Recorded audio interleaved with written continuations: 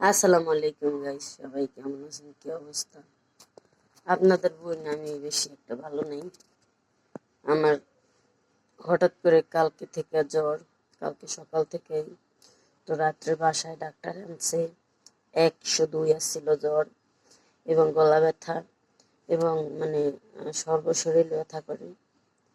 তাই হয়েছে যে ঘরের ভিতর যদি ঘরের যে মানে সব কিছু করে রান্না বান্না এবং খাওয়া দাওয়া, ঘরের যে মালিক উনি যদি অসুস্থ থাকে, সবাই খাওয়া দাওয়া বন্ধ হয়ে যায়।